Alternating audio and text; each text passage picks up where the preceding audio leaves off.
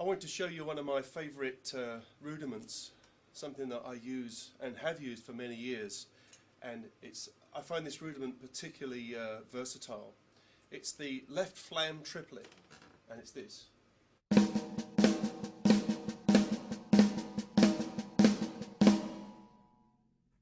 Now, of course, there's many different ways you can play this, voicing it around the kit. If I just kind of move the right hand away,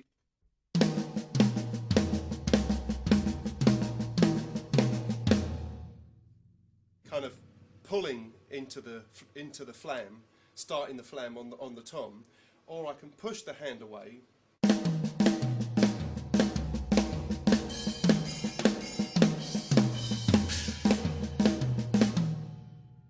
so you can put some nice voicings in just by pulling or pushing the right hand. Of course, you can do the same with the left hand.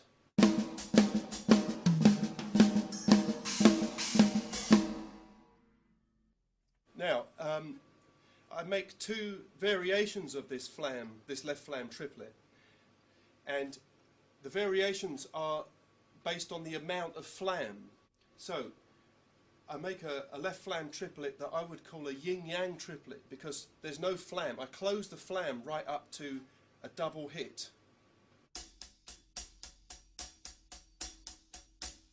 It's still the same, there's still two rights and two lefts, and in fact they sort of overlap in a yin-yang way. The first two are perfectly together, then you get a right, then you get a left, then you get them together.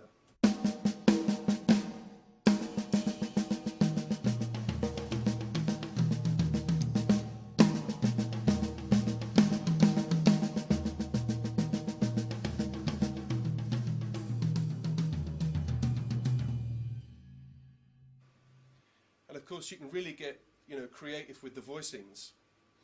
The other way that I like to vary the flam triplet is to really open up the flam. So if we were saying that these are based on eighth notes, if I open that flam right up to 2/16 notes,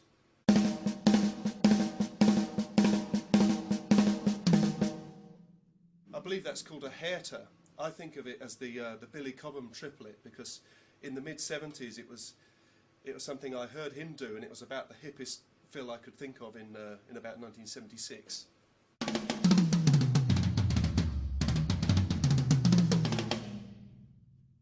I'm sure you know the one. Now, with all those three, moving the right hand away, pulling and pushing, and the same with the left hand, you can create a lot of nice patterns.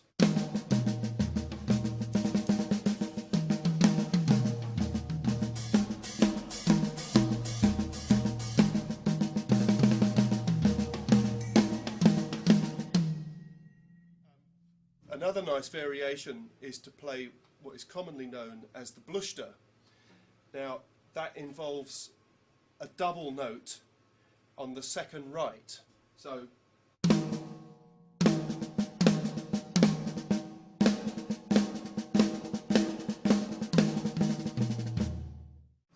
with the bluster, with the left flam triplet, with the yin-yang triplet, and with the hairter, the Billy Cobham triplet, you've got an awful lot of variation. And you haven't always got to play them as triplets, of course. They could be sixteenths.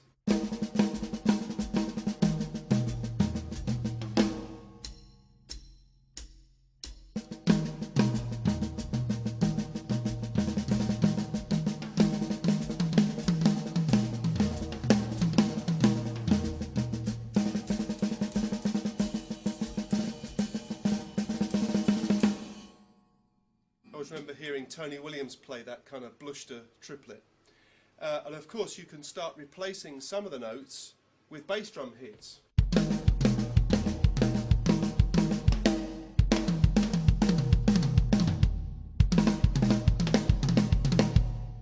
In fact, if you make a little substitution and play that bass drum note, which is replacing the second left hand hit, if you replace that bass drum note with two notes,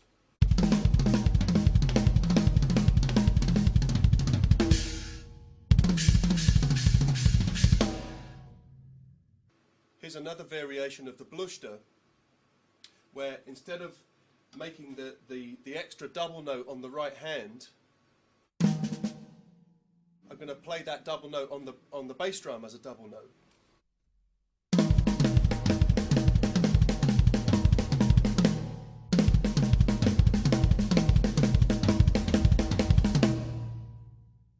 In fact, I surprise myself sometimes about how many variations you can get, all based on this left flam triplet.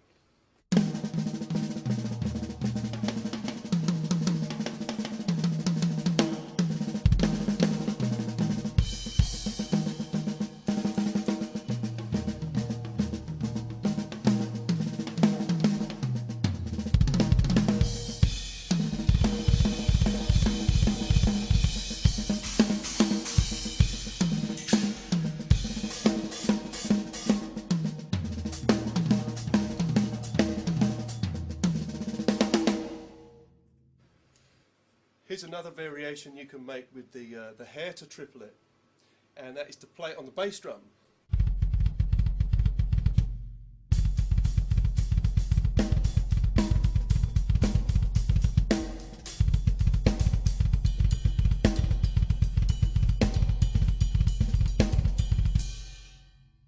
So you don't need to just limit it to your hands, playing it on your feet, you know, using all the different variations and running through the different subdivision variations, you know, replacing some of the notes in the triplets with bass drums and using substitutions. There's a huge amount of stuff. Now with the Bluster,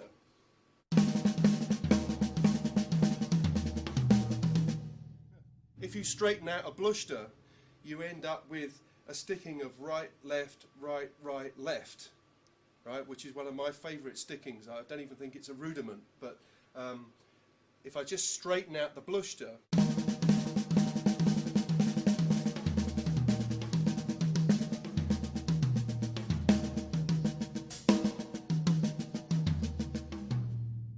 there's a pattern of 5 notes, and it's nice to use it. Occasionally I stick in the odd bass drum or hi-hat and turn it into 6 notes, which means it kind of turns the 5 around a lot, and you can move from 5s to 6s.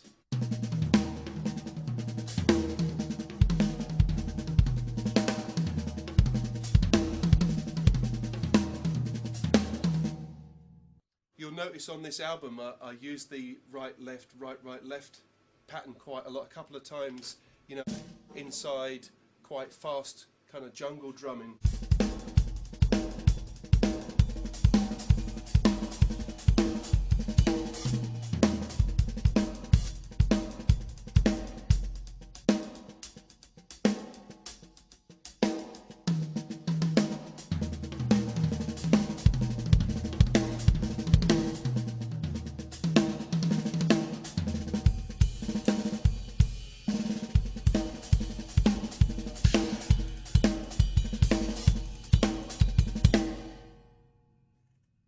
So there's just a couple of kind of favourites of mine. I think it's more just the sticking really, and thinking of it more of a concept rather than an actual fill. You know, I never kind of think, oh, I want to play this exact fill. I can set off and use that sticking and think more about the subdivisions and the accents and the kind of melody of the fill, and use substitutions and use the Herta and use the, you know, all the different variations to get round it. And when you're thinking in that way, you can quite surprise yourself actually with some of the things that will come out, especially when you start moving the voicing around. Okay, let's talk about the sound of the tom-toms. It's quite an instinctive thing how I tune the toms. I've been using this head combination for quite a few years now, which is the Remo coated Emperors with the Remo clear Ambassadors on the bottom.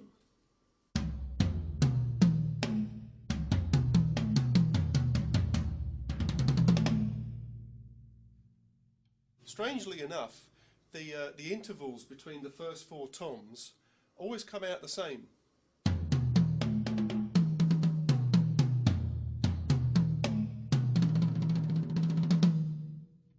I'm always I'm always able to play that little bugle call on the first 4 toms.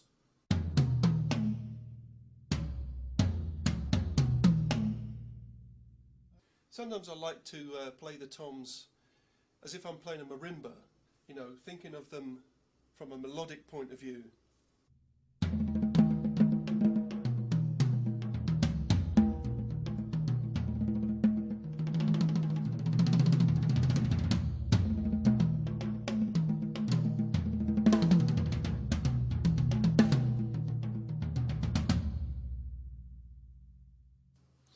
Now, I wanted to give you some of my tips about tuning.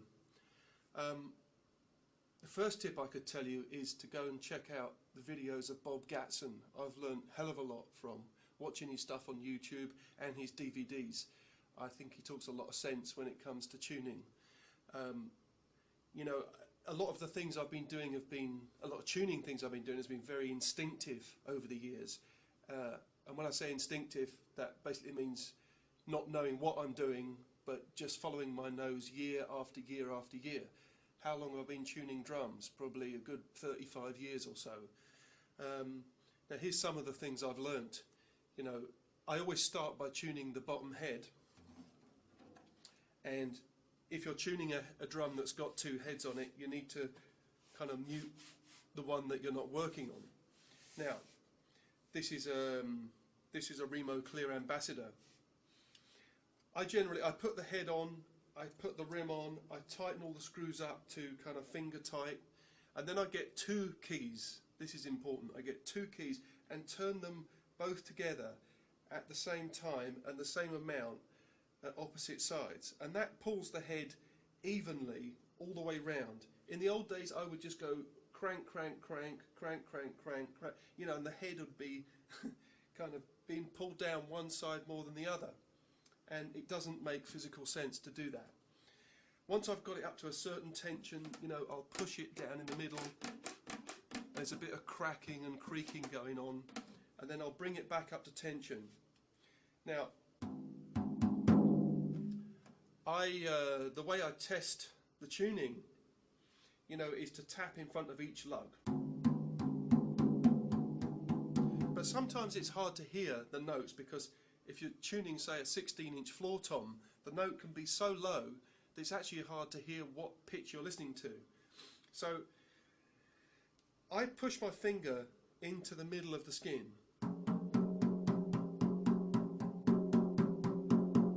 And obviously when I'm tapping from one place to another, I need to keep exactly the same pressure going on.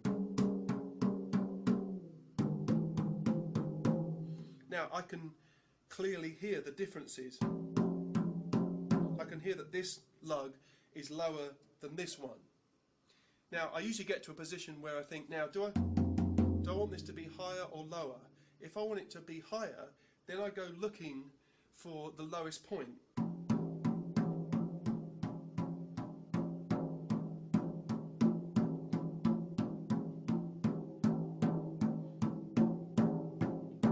I can hear that these 2 are low. So I'd probably start by tightening these 2 and so on, till I think I've got a reasonable tension in it.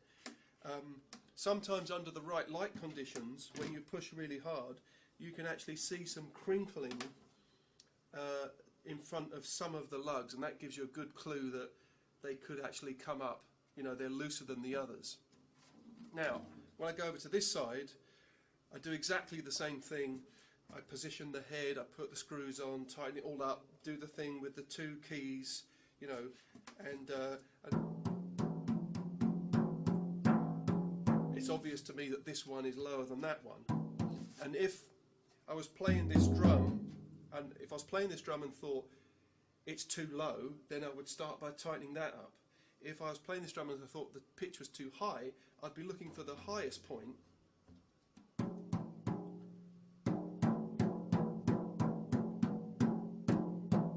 which are these 2, and I would turn them down a little bit. Now I tend to back them off and then turn them back up a little bit, because if you just turn it down, the way the screw works, it's much happier being tightened up than just left kind of half undone. This is in my experience. I mean, with every kind of tuning method and, well, with everything with drumming, it is a personal preference. I like these skins. You might not like these skins. I like, you know, certain pitches on the toms, which you might not like. My drums, I wouldn't say they're the easiest to play. It's quite, I think they're on quite loose. It's quite hard to play a double stroke roll, for instance, on the lower drums. I certainly don't put a lot of tension on the top head, and you know, I like to get a little bit of pitch bend in the toms. That's pretty much all I can say about the tuning. You know, check out the Bob Gatson stuff. It's very good indeed. Something to think about with tuning a snare drum and having quite a few tom-toms is trying to avoid sympathetic snare vibration. You know, the toms buzzing like they're a snare drum. And of course, one of the ways to try to avoid that is to make sure that the pitch of the snare drum is not close to one of the toms. It's usually one of these two. And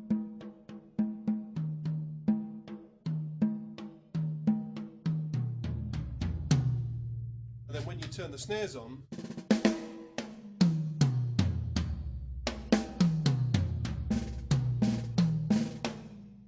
there's always a small amount of snare buzz that you're never going to get rid of, but you can cut down quite dramatically with careful tuning. And with the bigger drum, the 14-inch drum, I tend to pitch that drum in between the pitch of these two toms. So let me show you.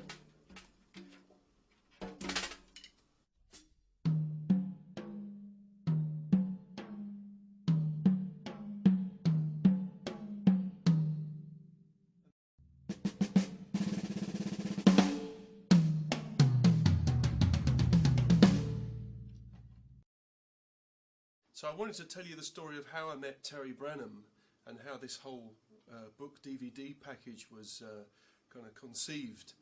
I'd been contributing to a website that had a forum. It's called drummerworld.com, and it was convenient for me to have one place where people could ask me drum related questions rather than have it spread out over kind of lots of different places. I could keep all the stuff in one place and hopefully not have to, you know, keep repeating myself too much, and have a place where all the drum related questions could be searched and people hopefully find answers they're looking for. Occasionally people would ask me questions about you know, what is this fill or this groove on this record, or how did you play this this section on a Porcupine Tree record, and sometimes I would make transcriptions, and occasionally this guy Terry would save the day and come in and make really great transcriptions of fills or rhythms that I'd played, and I could tell straight away that this guy knew what he was doing, and I contacted him via the forum, and you know, we got to know each other a little bit, and he suggested that he'd like to do some whole transcriptions of the songs from Drop, and I said I'd be delighted if you did, and he sent me the first few songs, and I thought, wow, these are really good, they're very accurate, very detailed, and he got through the songs on Drop, and I said, look, we've got this new record coming out, Circles, I could send you an advance copy of it, and if you'd like to, you could do the songs from Circles as well, which of course he did. And I thought, well, okay, look, we've got these 19 transcriptions. These have to be seen. This should come out as a book. And so I talked to Terry about it. I said I could contribute by making a DVD, which of course is what you're watching right now, and where I can talk about the songs and explain some parts, and we can make the whole package a book with a DVD inside. You know, I built up quite a rapport with Terry, and we had a few discussions about, you know, obviously the transcriptions, mainly about the perception of some of the rhythms and the perception of some of the time signatures, which of course you'll see in some of my explanations, how some of the rhythms could be seen, you know, in two or more ways in terms of time signatures and where you would think about putting bar lines. So anyway, Terry made and has made quite a few adjustments to them until, you know, we both felt happy with the transcriptions as a really good representation of what the song was about and how the drum approach was about. So I finally got to meet Terry after a King Crimson concert in Chicago, and you know, I'm really delighted that he's and quite flattered, to be honest, you know, that he's gone ahead and made these transcriptions, and I hope you're enjoying them too. Now, this is a double-sided DVD disc, and you can take the disc out, turn it over, put it back in your player. You'll find material on both sides of the disc. On one side you'll find all the songs from Drop, and on the other side you'll find all the songs from Circles. And on the side that has Circles you'll also find the extras folder when you place the disc into a computer and, you know, access just the disc from the desktop. You'll find that extras folder, it'll have the play along MP3s in it.